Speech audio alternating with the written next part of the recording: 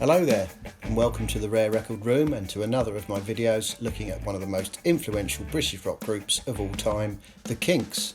Formed in North London in 1964 at the height of the beat scene, they played a blend of rock and roll and R&B, but with Ray Davies' emerging talents as an insightful social commentator and gifted songwriter, they delved into a series of trends and genres including mod, what we now call freak beat, English folk, music hall, psychedelia, country and rock, along the way producing a blueprint for garage bands, punk and heavy metal, while also creating soundtrack recordings, concept albums, delicate ballads and overlooked classic LPs such as the Village Green Preservation Society. Their influence on the new wave scene of the late 1970s and early 80s was tremendous, and again in the 90s the Britpop era paid homage to the Kinks, with Ray Davies fondly dubbed the godfather of Britpop. Despite an American band at their peak, changes in personnel and a well-documented, dogged sibling rivalry, to put it politely, the band enjoyed a long and illustrious career, were inducted into the UK Music Hall of Fame in 2005, and Ray Davies received a knighthood in 2017. So let's get straight into the content. I hope you enjoy it.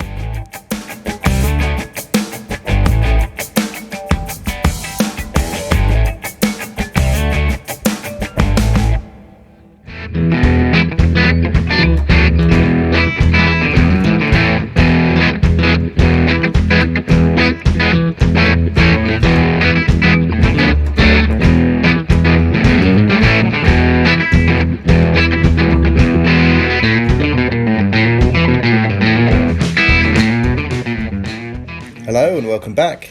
In this instalment I will be taking a look at the third UK studio album from the band, entitled the Kink Kontroversy.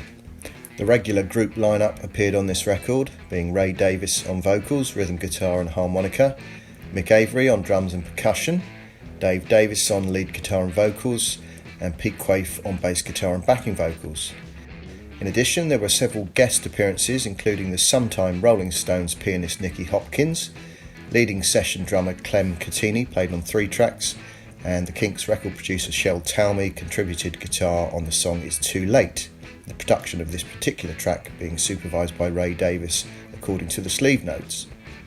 The album marks a change in direction for the band, with their raw early material being replaced with more complex songs both musically and lyrically.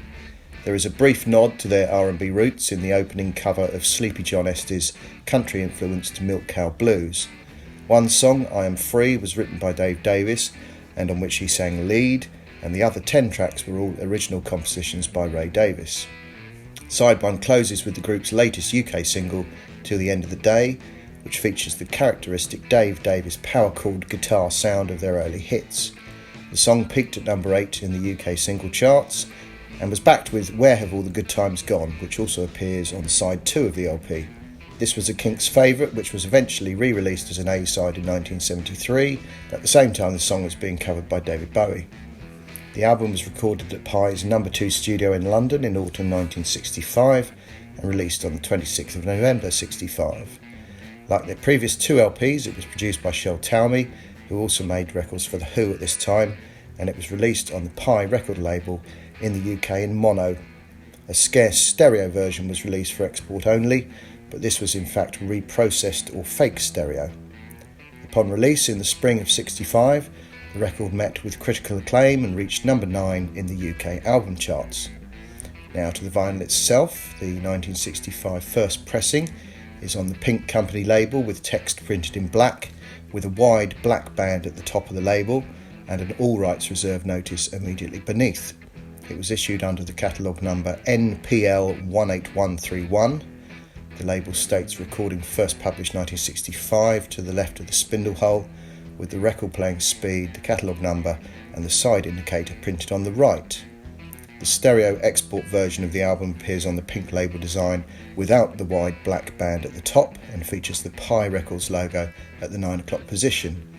Export copies do not carry the recording first published 1965 text. The LP cover is the front laminated flipback style, stating patents pending on the lower flipback, and the catalogue number is shown at the top right corner. The company logo appears at the top left hand corner.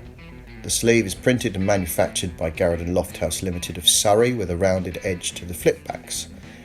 Stereo export copies have the same mono sleeve, but with a stereo sticker applied to the front cover and a new label over the mono catalogue number to the rear. The lengthy sleeve notes were written by the music journalist Michael Aldred, known as Teenage Aldred, who at the age of 18 had presented the cutting-edge music television show Ready Steady Go with Cathy McGowan, becoming the youngest presenter of any programme on British television at the time. The inner sleeve is a non-die-cut company paper design with a shaped opening edge, printed in 2 colours, advertising Pi's subsidiary record companies and other Pi label artists such as Bo Diddley, Dionne Warwick and the Searchers.